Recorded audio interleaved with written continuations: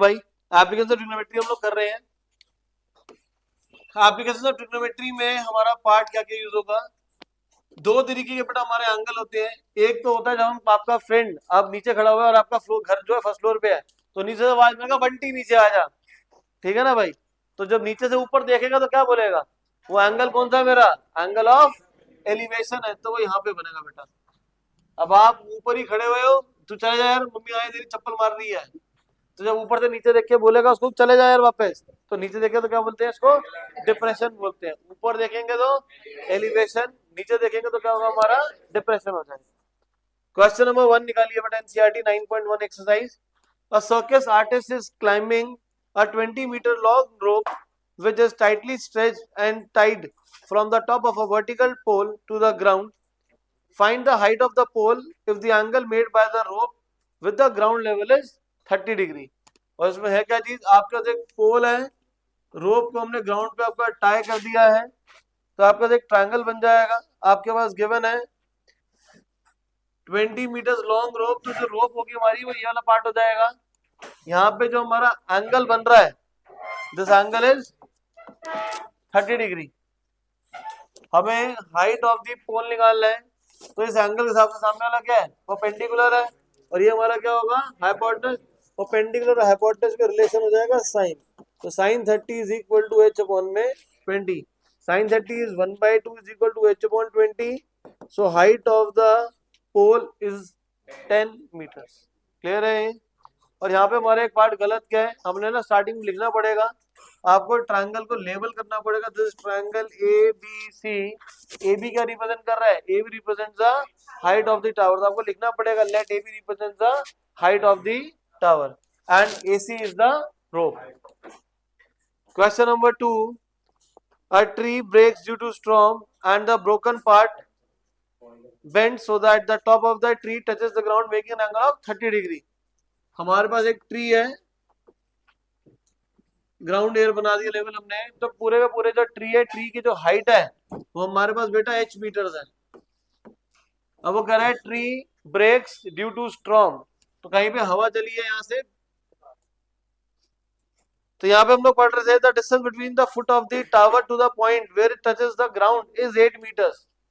Foot of the ground where it touches, ये रहा। तो कहीं पेड़ जब ऊपर से टूट जाएगा तो ऊपर वाला पार्ट ऐसे नीचे आ जाएगा, तो ग्राउंड पे कहीं यहाँ पे टच कर रहा है, तो ये डी पॉइंट पे टच कर रहे हैं। ये जो हमारे पास डिस्टेंस चाहिए, हमारे पास कितना बच्चे? 8 मीटर्स है। तो जब पेड़ हमारा टूट गया था, कहां से टूटा? कहीं बॉटम से, हमारी बेस से हाइट होगी, तो हाइट कितनी हो जाएगी? x। कंप्लीट हाइट कितनी है? h। तो ये ऊपर वाला पार्ट हो जाएगा h माइनस एक्स। अगर ये h माइनस एक्स है, यही पार्ट तो टूट कैसे नीचे गया, तो ये हमारा कितना हो जाएगा? ये h माइनस एक्स के हो जाएगा। हमें यहाँ पे क्वेश्चन में निकालना क्या है? Find the height of the tree. Height of the tree मतलब पूरा एच निकालना है, बट एच जो है वो किसी भी ट्रायंगल में आ नहीं रहा। तो ट्रायंगल एक सिर्फ नीचे वाला बन रहा है, छोटे वाला, जहां पे हमें एंगल पे कितना गिवन है? 30 डिग्री गिवन है। तो हम सबसे पहले क्या करेंगे, इसके हिसाब से सामने हमारा परपेंडिकुलर है और नीचे क्या है? बेस। तो परपेंडिकुलर अपॉन बेस कितना हो जाएगा? tan आ जाएगा। तो in triangle C B D tan 30 is equal to x upon 8। tan 30 की वैल्यू हो जाएगी 1/√3। क्रॉस मल्टीप्लाई करेंगे तो हमारे पास हो जाएगा 8 अपॉन में √3। सो x जहां से हमारा ट्री टूटा फ्रॉम द बेस, वो डिस्टेंस कितना हमारा? 8 अपॉन में √3। अब इस क्वेश्चन में कहीं पे भी √3 की वैल्यू हमारे पास गिवन नहीं है, तो अब गिवन नहीं है वैल्यू आपको सब्स्टिट्यूट भी नहीं करनी। जिस क्वेश्चन में गिवन होगा सिर्फ वहीं पे हमें सब्स्टिट्यूट करना है, वरना नहीं करना। बट यहाँ पे डिनोमिनेटर में रूट आ रहा है, डिनोमिनेटर में रूट नहीं आएगा, इसको रैशनलाइज करेंगे। तो कितना हो जाएगा? 8√3 अपॉन 3। तो ये x की हमारी वैल्यू आ जाएगी। क्लियर है? पर अभी भी काम हमारा खत्म नहीं हुआ। क्यों? क्योंकि हमें क्या करना है? पूरी हाइट निकालनी है। हमने सिर्फ x निकाला है, तो हाइट हमारे पास कहाँ पे आ रही है? यहाँ पे हाइपोटेनस में आ रही है। इस एंगल के हिसाब से ये क्या है? बेस। ये ऊपर क्या है? हाइपोटेनस। तो बेस अपॉन हाइपोटेनस हमारा क्या हो जाएगा बेटा? cos theta. So in triangle CBD cos 30 is equal to base 8 upon h minus x. cos 30 की बेटा वैल्यू कितनी है? √3/2, 8 upon h minus x. Cross multiply √3 bracket h minus x, ये ऊपर जाके मल्टीप्लाई होगा तो 16। हमारे पास यहाँ पे क्या है, x है, x की वैल्यू वापस सब्स्टिट्यूट कर दो, 8√3 h minus 8/√3 is equal to 16। √3 को दोनों मल्टीप्लाई कर लो आगे, तो √3h minus 8 is equal to 16, √3h is equal to 24, h is equal to 24/√3।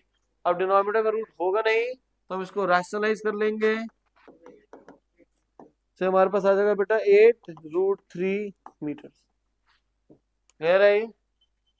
अब भाई जिस बच्चे का टारगेट 100 है, एग्जाम में 5, 10, 15 मिनट मिलेंगे, तो एंड में √3 को चाहे बोले या ना बोले 1.73 से मल्टीप्लाई करके इसकी वैल्यू निकाल देना। समझ आ गई ये चीज? क्योंकि बोर्ड में 100 आ रहे होंगे तो चेक करेगा, ढूंढेगा भाई कोई गलती मिल जाए, कहीं काट ले हम। पर पेपर तो तुम दोबारा चेक नहीं कर सकते ना जाके कि क्या करा क्या नहीं करा, कहाँ छूट गए नंबर हमारे, तो इसीलिए। Next question number 3, a contractor plans to install 2 slides for the children to play in a park. For the children below the age of 5 years, she prefers to have a slide whose top is at a height of 1.5 meters and is inclined at an angle of 30 degree. तो हमारे पास एक slide है, top is 1.5 meters and it is inclined at an angle of 30 degree. Whereas for the elder children, she wants to have a steep slide at a height of 3 meters and inclined at an angle of 60 degree. Steep slide, this is 3 meters, ये angle हमारा कितना है, 60 है। आगे बोल रहा है what should be the length of each slide in each case. इसको ले लेते हैं L1, ये हमारा L2। इस एंगल के हिसाब से ये क्या है, परपेंडिकुलर, और ये हमारा क्या है, hypotenuse, perpendicular hypotenuse sin theta. यहाँ पे अप्लाई कर लेंगे sin 30 1.5/L1, यहाँ पे अप्लाई करेंगे sin 60 3/, में आएगा, काम खुद कर लीजिएगा, ठीक है। नेक्स्ट इसके बाद question number 4, the angle of elevation of the top of a tower from a point on the ground, the angle of elevation of the top of the tower from a point on the ground. So एक हम पहले ground level बना लेते हैं। यहाँ पे हमारे पास कोई एक टावर है, तो यहां से जब हम ऊपर देख रहे हैं, the angle of elevation which is 30 meters away from the foot is 30 degree। तो ये जो पॉइंट है हमारे पास, ए बी टावर है, सी एक पॉइंट है, बी और सी के बीच में डिस्टेंस कितना है, 30 मीटर। टॉप पे देख रहे हैं तो एंगल हमारा कितना है, 30 डिग्री है। Further find the height of the tower, तो height of the tower H रहेगा बेटा। इस एंगल के हिसाब से ये सामने क्या है, परपेंडिकुलर, और ये क्या है, बेस। परपेंडिकुलर अपॉन बेस क्या होगा हमारा, tan। So tan 30 is equal to h/30, 1/√3 h/30, h is equal to 30/√3। Rationalise कर लेंगे, h इज इक्वल टू 10√3। हमारे पास जो हाइट है वो कितनी आ जाएगी, 10√3, और √3 की वैल्यू सब्स्टिट्यूट कर देंगे 1.73। बुक में गिवन नहीं है यहाँ पे, बट आप एंड में सब्स्टिट्यूट डाल देना, तो वैल्यू पुट करने ज्यादा टाइम लगेगा नहीं। क्लियर बच्चे? Question number 5, a kite is flying at a height of 60 meters above the ground. The string attached to the kite is temporarily tied to the point on the ground. The inclination of the string with the ground is 60 degree. तो यहाँ पे हमारे पास है कि भवजोत सिंह एक पतंग उड़ा रहे थे, तो भवजोत सिंह ने क्या करा, हाइट कैसे फ्लाई कर रहा था, that was height of 60 meters। तो यहाँ पे हमारी कोई काइट है जिसकी हाइट कितनी है बेटा, 60 meters फ्रॉम दी ग्राउंड। पतंग उड़ाते उड़ाते थक गया, स्टाइल मार रहा था, इसने पैर से दबा लिया पूरे धागे को, जो उसको मांझा बोलते हैं, यहाँ पे लिखा हुआ स्ट्रिंग, दबा लिया या टाई कर दिया नीचे की तरफ, तो कितना एंगल हमारा इसका बेटा, 60 डिग्री है। Then find the length of the string assuming that there is no slack। Slack का मतलब क्या हो जाएगा कि जो धागा है मान लो बिल्कुल सीधा है, उसमें कोई भी ऐसे कर्व नहीं आ रहा उसके अंदर। तो इसमें यहाँ पे हम बोल सकते हैं कि ये हमें लेंथ ऑफ द स्ट्रिंग ये निकालना है। इस एंगल के सामने ये क्या है, ये हमारा परपेंडिकुलर है, और ये क्या निकालना है हमें, हाइपोटेनस। तो परपेंडिकुलर अपॉन हाइपोटेनस कितना हो जाएगा, sin 60 is equal to 60/n। sin 60 √3/2 equal to 60/n। Cross multiply 120 upon root 3 and then rationalise. तो हमारे पास हो जाएगा 40 रूट 3 मीटर। क्लियर है ये? डाउट इसमें?